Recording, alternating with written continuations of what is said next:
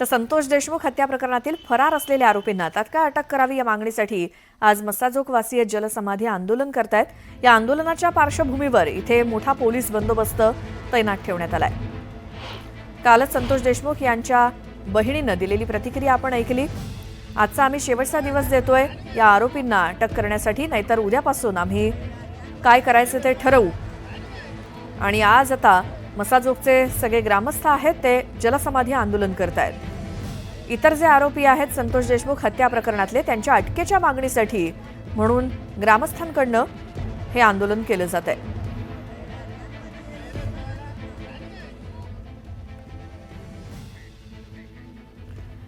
तर बीडच्या खंडणी प्रकरणातील आरोपी वाल्मिक कराडनं पुण्यामध्ये सीआयडी समोर आत्मसमर्पण केलं, पण कराड पुण्यातच शरण का आला यावरून आता चर्चा रंगली आहे। त्यामागे कराडची काही रणनीती होती का असा देखील प्रश्न पडलाय।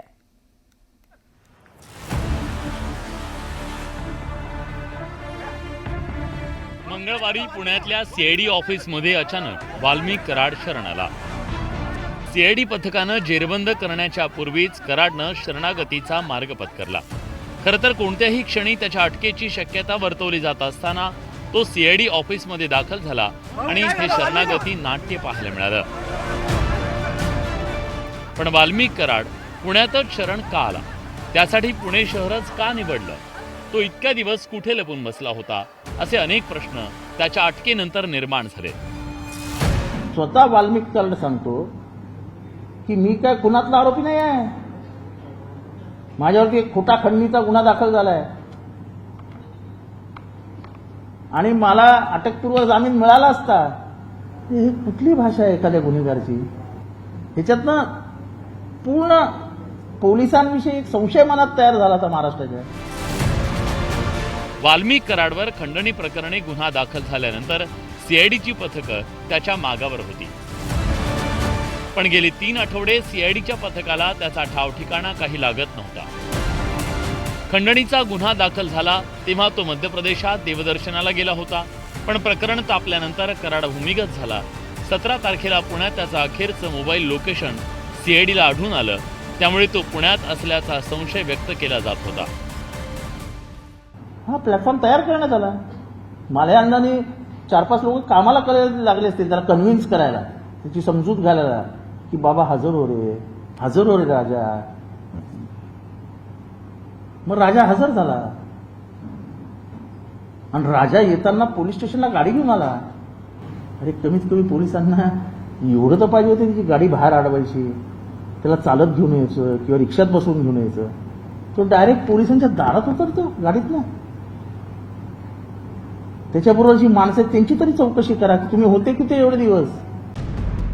एकीकडे सीआयडीची पथकं वाल्मिक कराडचा शोध घेत होती, तर दुसरीकडे कराड मात्र पुण्यात मुक्कामी होता। पुण्यातल्या एका बड्या खासगी रुग्णालयात तो काही दिवस तळ ठोकून असल्याची चर्चा रंगली, पण सीआयडी कडून त्याचं सतत खंडन करण्यात आलं। ते शरण म्हणजे प्रॉपर्टी अटॅचची भीती। एक तर पोलीस घरादारापर्यंत गेलेले, त्यांच्या घरच्यांना उचलायला लागले चौकशीला, परत दुसऱ्या ठिकाणी उचलाउचली व्हायला लागली। मग शेवटी माणूस किती दिवस दम धरणार, म्हणून ते शरण आलेले। खरं तर कराड पुण्यात सीआयडीला शरण येणार असल्याची चर्चा गेल्या 2 दिवसापासून सुरू होती, त्यामुळे तो पुणे परिसरातच असल्याचं बोललं जात होतं। गेल्या काही दिवसात बीडमध्ये कराड विरोधात मोठ्या प्रमाणात आक्रोश निर्माण झाला।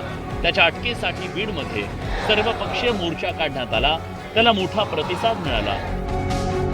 कराड बीडमध्ये पोलिसांना शरण गेला असता तर त्याला स्थानिकांच्या रोषाला सामोरं जावं लागलं असतं, त्यामुळेच पुण्यात शरण येण्याचा मार्ग त्यांनी पत्करला असावा असा तर्क आहे।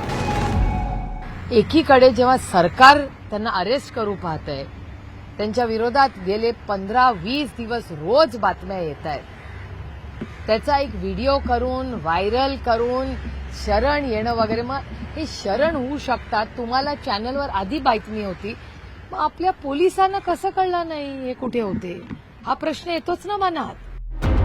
वाल्मिक कराडची शरणागती मोठी नाट्यमय होती। तो सीआयडी ऑफिसमध्ये एका कार्यकर्त्याच्या आलिशान वाहनातून आला, पण सीआयडीला त्याचा थांगपत्ता काही लागला नाही। इतके दिवस वाल्मिक कराडला लपण्यासाठी कुणी मदत केली होती, तो कुणाच्या संपर्कात होता, त्याला वाचवण्याचा कुणी प्रयत्न केला होता का, या सगळ्या प्रश्नांचा उलगडा होण्याची आवश्यकता आहे. सुरेश जाधवसह वैभव सोनवणे, न्यूज 18 लोकमत, पुणे. मंत्री धनंजय मुंडेंवरती महायुतीतले वरिष्ठ नेते नाराज असल्याची माहिती न्यूज 18 लोकमतला सूत्रांनी दिली. धनंजय मुंडेंनी बीड प्रकरण योग्यरित्या हाताळलं नसल्याचं मत वरिष्ठांनी व्यक्त केलंय, तर मस्साजोग प्रकरणामुळे बदनामी होत असल्याचं मतही वरिष्ठ नेत्यांनी मांडलं. धनंजय मुंडेंना काही गोष्टी टाळता आल्या असत्या असं देखील वरिष्ठांचं मत आहे. तर मुंडेंचा राजीनामा घेतल्यास एक मोठा समाज नाराज होऊन त्यातून राज्यात वेगळा मेसेज जाईल, म्हणून राजीनाम्याचा निर्णय बाजूला ठेवल्याची माहिती सूत्रांनी न्यूज 18 लोकमतला दिली आहे. तसंच यातून लवकर तोडगा निघेल अशी वरिष्ठांना अपेक्षा आहे.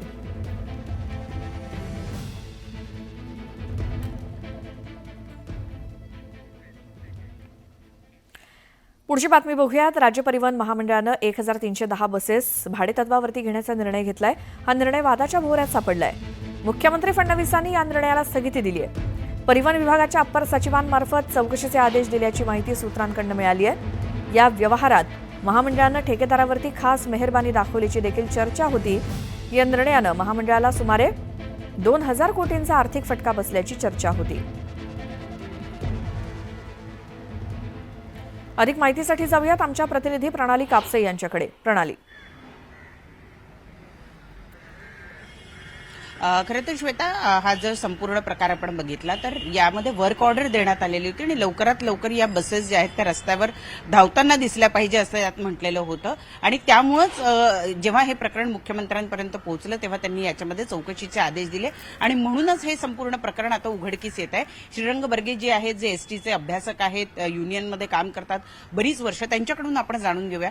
श्रीरंगजी, ज्या पद्धतीनं हा संपूर्ण प्रकार दिसून येतोय, 2000 कोटीचा घोटाळा होऊ शकला असता असं बोललं जात आहे. काय हे प्रकरण आहे आणि एवढी तफावत दोन जे कंत्राटदार आहेत त्यांच्यामध्ये का दिसून येते? हे खरं आहे की भविष्यात याच्यात फटका बसला असता एसटीला किंवा भविष्यात असं काही घडू शकलं असतं तुम्ही म्हणता तसं. पण अजून एक काम सुरू झालेलं नाही आहे आणि त्याच्यामुळं ठीक आहे, मुख्यमंत्र्यांनी याची दखल घेतली आणि हे जे काम आहे ते त्याला स्थगिती दिली असं ऐकायला मिळालं. ते असेल तर चांगलं आहे, त्यांचं आम्ही अभिनंदन करतो. कारण अशा गोष्टी टाळल्या पाहिजेत. एसटीचं का नुकसान करायचं? जर पूर्वीच्या गाड्या जर 25, 26, 27 रुपये किलोमीटरने चालतात तर याच्यात एवढं काय झालं? 40च्या वरती 40, 42, 43 रुपये किलोमीटरने द्यायचं. त्याच्यात शंकेला वाव आहे, पण अजून काही झालेलं नाही हेही मला आपल्याला सांगायचं आहे. बरं, परंतु आता ही चौकशी सुरू केली गेलेली आहे. खरं तर एसटीची परिस्थिती अशी आहे की बसेसची संख्या खूप कमी आहे, त्यामुळे आणखी एक फटका एसटीला बसू शकतो या चौकशीमुळे. हा, आता तो एक मुद्दा आलाय की एक तर एसटीमध्ये आता गाड्याच नाही आहेत. म्हणजे स्वमालकीच्या 2475 गाड्या आणि त्या आल्या नाही आहेत. 5150 व्हीवरच्या गाड्या यायच्या होत्या, त्यातल्या फक्त 168 गाड्या आल्या आहेत. दुसरं 5000 एलएनजीवरच्या गाड्या यायच्या त्या आलेल्या नाही आहेत. हे सगळे प्रोजेक्ट रखडलेत आणि या गाड्या जर आल्या नाहीत आता भाडेतत्वावरच्या तर त्याच्यामुळे एसटीला नक्कीच, कारण प्रवाशांना फटका बसतोय. एसटीचं सोडून द्या, या भाडेतत्वावरच्या गाड्या काही एसटीला फायदेशीर नाहीच आहेत, पण प्रवाशांना फटका नक्की बसतो याचा. आणि एसटीचे प्रवासी दूर जात आहेत, कारण त्या गाड्या न आल्यामुळं की आता प्रायव्हेटच्या गाड्या वाढतील आणि मग एकदा आमचे प्रवासी तिकडे गेले तर ते पुढे एसटीकडे वळणं मुश्किल आहे. परंतु एकूण हे जे प्रकरण आहे, आता मुख्यमंत्र्यांनी जे आदेश दिलेले आहेत चौकशीचे, तर त्यामुळं एक मोठा भ्रष्टाचार एसटीमध्ये जो होऊ घातला होता तो थांबलाय असं तरी आपण मान्य करता का? असा निष्कर्ष काढायला हरकत नाही. पुढे काय घडू शकलं असतं त्याच्यावरती मुख्यमंत्र्यांनी त्याला थांबवलेलं आहे, रोखलेलं आहे ते, तर ही चांगलीच गोष्ट आहे. अशा घोटाळे व्हायला नकोत आणि ते घोटाळे एक एसटी अडचणीत आहे. हे सर्वसामान्य गरीब माणसाचं वाहन आहे. एसटी गरिबांची संस्था आहे, लक्षात घ्या. आणि त्या संस्थेमध्ये असे ते आकडे ऐकूनच एकदम भयानक वाटतं, एवढा मोठा घोटाळा. आणि म्हणून असं व्हायला नको. पण हा प्रोजेक्ट अजून सुरू नाही झालेला आहे, या गाड्या अजून आलेल्या नाही आहेत. याच्या अगोदर झालं, हे खूप चांगलंच झालेलं आहे. याच्याबद्दल मी मुख्यमंत्र्यांना धन्यवाद देतो. नक्की धन्यवाद श्रेयांजी आमच्याशी बोलल्याबद्दल. तर श्वेता, आपण बघितलं की मुळात या गाड्या ज्या आहेत त्या अजून आलेल्या नव्हत्या, परंतु त्यांना वर्क ऑर्डर देण्यात आलेली होती. त्यामुळे त्यांनी कधीही काम सुरू केलं असतं आणि मग मात्र एसटीला पाय मागे घेता आला नसता. आत्ताच्या घडीला चौकशी लावण्यात आल्यामुळे हा जो भ्रष्टाचार होऊ घातलेला होता त्याला अडचण निर्माण झाली आहे. परंतु त्यातून एकच प्रश्न निर्माण होतोय किंवा एक अडचण सर्वसामान्य माणसाला निर्माण होतीये की एसटीची संख्या आधीच कमी असताना आता याही बसेसचा जो प्रस्ताव आहे तो चौकशीत अडकल्यामुळं आत्ताच्या घडीला रस्त्यावर धावणाऱ्या ज्या एसटीची संख्या आहे ती कमी झाल्यामुळे सर्वसामान्य प्रवासी जो आहे त्याला मात्र फटका बसणार आहे. बरोबर. प्रणाली, या सगळ्या माहितीसाठी धन्यवाद.